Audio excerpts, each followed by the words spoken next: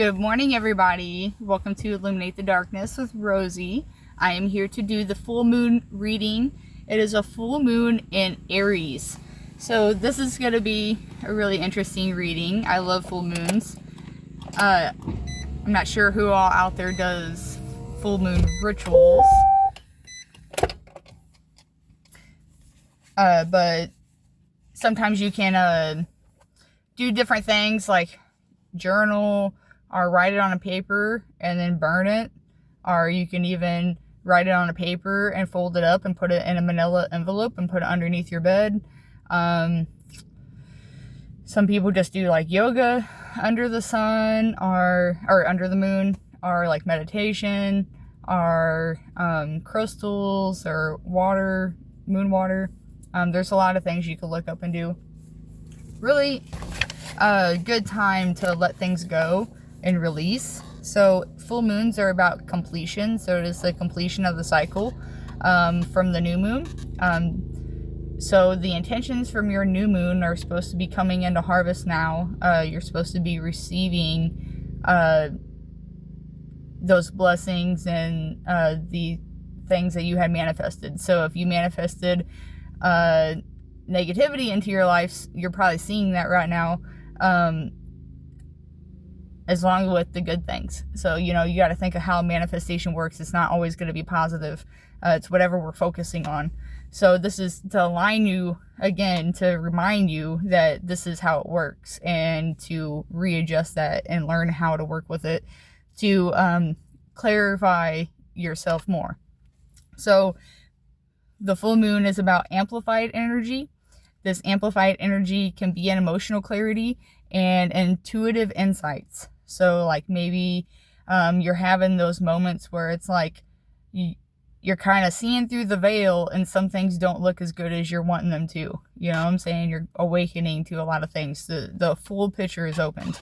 So it's giving you that moment to allow you to see where you need to adjust, where you need to change things, and if it's not aligning with your goals, how it's going for you. So again, just picture of it, like think of a kaleidoscope and the light going through it, and this is the full open picture. You know what I'm saying? You're actually seeing things clearly. So this is time for celebration. You want to celebrate even the small things. If you were manifesting small things and they happen for you, celebrate it. The best thing that you can do in the world, in the universe, to work with that energy, is to do a gratitude type of, I want to say workouts, but practices. Like just be grateful. Go out of your way to just like think of all these little small things and just be super grateful for it, because that feeling of gratitude opens up your heart chakra and allows things to flow to you. And we're supposed to lead with our heart chakra. Sadly, we were kind of taught to close that out and lead with our mind instead, but it's supposed to go hand in hand. We're supposed to balance it out. So clear those paths and remove those blockages so you can lead with your heart again. So again, let go, clear that path, and reflect on that process that you have made. So the Aries moon brings about like passionate type of energy. People of Aries moon are courageous and emotionally independent. So they're that fire sign, very hard go-getters, very passionate, very energetic, and they are symbolized by the ram. The ram is a symbol of leadership, fearlessness, and the drive to charge headfirst. So they're going to dive headfirst into whatever it is, no matter if they hit the brick wall with their horns. But they know that they have that protection. They know that they have that ability to do that. That's what they're meant to do. They're supposed to knock down those walls. And so because they're knocking down those walls and they're that go-getter leader type of person, they are also a cardinal sign. Cardinal signs are the beginning of seasons. They initiate change, and they are the leaders, and can be self-starting. So like they don't need much drive from other people. They can create that themselves. They know how to push themselves and where they need to go. So they are also trendsetters. They are led by Mars. So Aries and Scorpio are both led by Mars. Mars is the god of war. So this is like aggression, sex and desire, passion, courage, and action.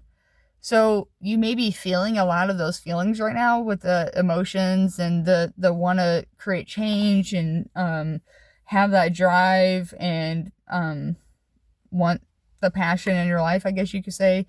And you may feel a lot of energy right now to where you actually can do that. You can achieve what you're wanting to achieve. It doesn't feel so heavy. You feel like you're actually running through it.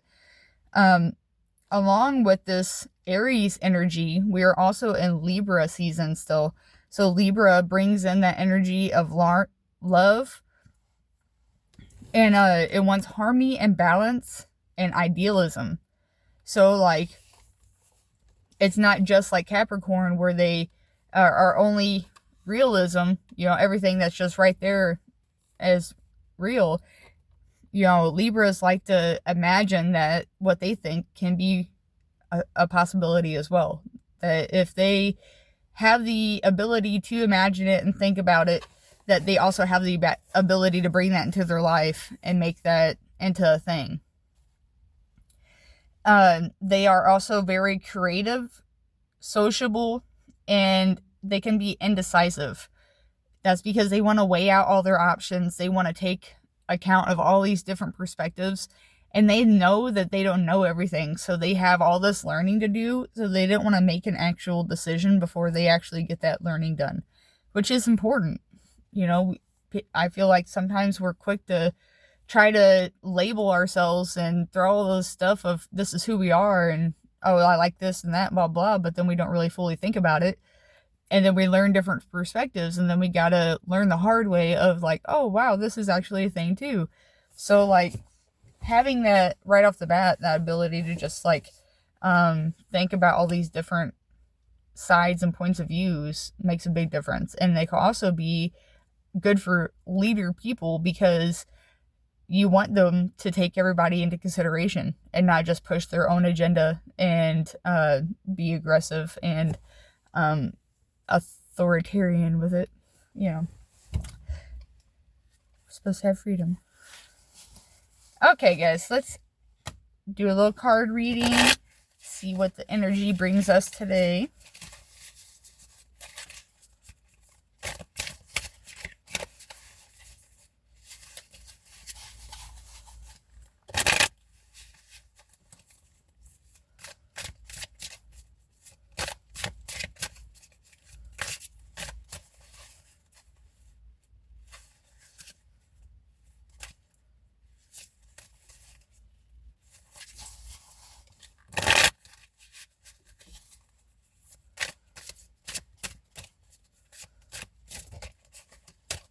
Alright.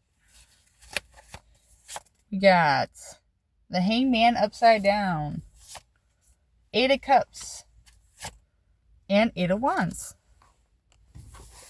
Okay, so the Hangman in reversed, it stands for I got a speech impediment, guys. Okay, work for me. Selfishness. Okay. Materialism, and then out of control situations to where you need to stop and think. Maybe you're just like moving too fast. Maybe you're flying through life and you're not taking that time to really reflect and sit down and like meditate on things. And it can also stand for holding on too tightly to things. It can stand for loss, bad investments, oppression, maybe victimhood, manipulation, and it's a sign to stop, reflect, and consider your actions. So this is pretty much like, it could be you or somebody you're dealing with that is really just like making your life miserable. Either you're doing it to yourself or somebody else is doing it to you, and it's getting out of control to the point to where you need to really stop and think about what you're feeding into and what you're wanting to feed into. And so you need to change your goals and your direction so that way it leads to where you're wanting to go. Next, we have the Eight of Cups. And it was emotional, a lot of feeling. Cups are always about emotion. Relationships, situations of significance. It could either be a relationship or a situation that happened that's really emotional to you, that's weighing on you a lot. It's energy and emotion invested that you're now abandoning. So it could also be, again, a career or a relationship that is not working out for you, even though you invested all this stuff, and maybe it hurts that you have to turn away and walk away from it, even after what all you poured into it. It could be realizing that whatever it was wasn't meant for you. Like I just said, the career or the relationship just being something that was draining, and like you're just pouring into it and it's like just going down the drain. The cup's not being filled at all. So, there's no happiness in there. It lacks substance and is like empty success. So, like, in a way of like, makes you cut out all these people around you, isolates you and leaves you in a state to where once you achieve that success, you're kind of looking around going, well, what was the point of that? Like that was kind of for nothing. It could be rejection or search for meaning, and going on a journey to find that meaning. And you may have the inability to feel settled. So, like, again, this is kind of just going on your spiritual journey. Another round. It's a new cycle after this. I guess it's not really a new cycle until the new moon, but it's pretty much, again, just making you reflect on this. The situation of the selfishness, the materialism, these out of control situations, and dealing with stuff that you're emotionally pouring out of like so much, and it's just draining you and it's getting you nowhere. And so like then we got the Eight of Wands. That's about speed and action and opening up. So like these are maybe once you realize these other things, these blockages, these things that are holding you back and taking so much of your energy, once you take control of that and like cut them out of your life or like refocus and redirect yourself, it's going to lead to opening up and of these pathways of where you're meant to go. These things happen for a reason, to shift us off into a new direction. Think of us all in some boats in the ocean and the wind's just blowing us around and we're just trying to go where the wind takes us. Well, everybody's going to go in different directions because everybody's meant to go in different directions, I guess so, right? So it's pretty much about changes coming, great energy, powerful expansion, fresh ideas, maybe business expansion, new friends, our romances, brighter days, and travel for education or career. So to me, that just sounds like all these things that you're dealing with, that you're struggling with right now, that's weighing on you so much, making you feel so emotional about, it's gonna clear and it's gonna move out the way so that way you could lead yourself to where you're supposed to be, where you're meant to be, and maybe into a career or a relationship that will feed into you and actually make you feel like it's purposeful and something that you want to continue to do every day.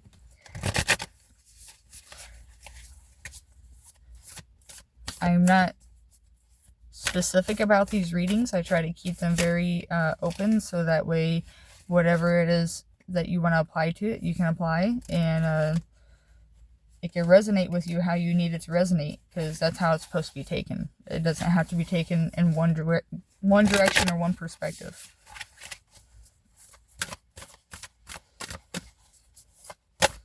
All right, we will do a one card pull from the Black Moon astrology cards.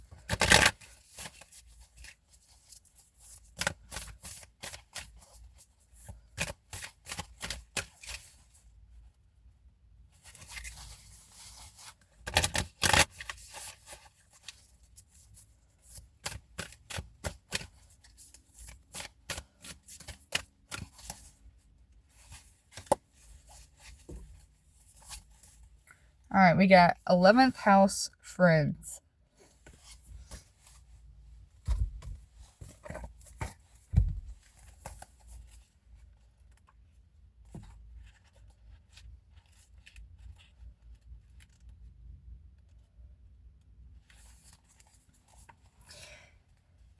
The three graces of hope, faith, and clarity, the bonds of friendship, rely upon support from friends and other associations.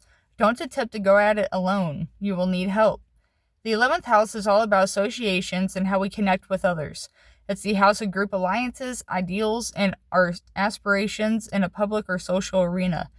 This 11th house is commonly referred to as the house of friends, but it is so much more than that.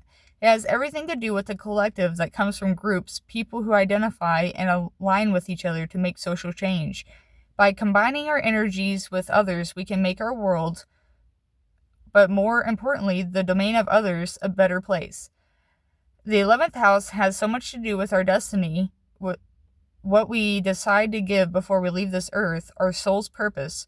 The 11th house deals with the greater good and leaves up to an ideal. And living up to an ideal.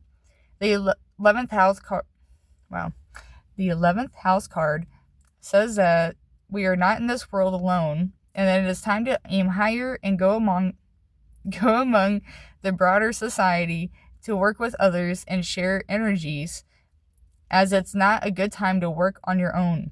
The support of allies, and other groups are necessary. The 11th house points out how we are distinct. It is a reminder that we are unique among groups and friends. When this card turns up in a reading, the focus is on friends, what groups you belong to, and who you associate with. To achieve your objectives, pooling your resources with those of others may be necessary. There will be changes in your friendships and associations or possibility. You may be able to achieve an important goal or desire based upon who you know. It represents a collective creativity. A friend may have the very information you need to further advance your cause and goal, or it could be through the friendship of lovers or spouses that will allow you to attain your dream. This means you are to hook up with the right people at the correct time. Now it is about the people you know and the organizations you associate with. Even though it's a fortuitous time to join a class, club, or society or group, it is also important you be a standout. Others will support your individuality. Sometimes this card indicates the sudden appearance or disappearance of an old friend. The 11th house is also the house of stepchildren or children that belong to your lover. Issues involving such children may arise. Look to surrounding cards for the meaning of the issue. The appearance of the 11th house card means the collective, those who support you as friends, but can sometimes indicate open enemies and rivals. It could just be a spirited competition between you and another, bringing out the best of both of you, but in the end, what works out is what works out best for all. So it is not a good time to serve your needs only. It is time to be a comrade and give consideration to your friends. So I think that goes along with the Eight of Wands, with these new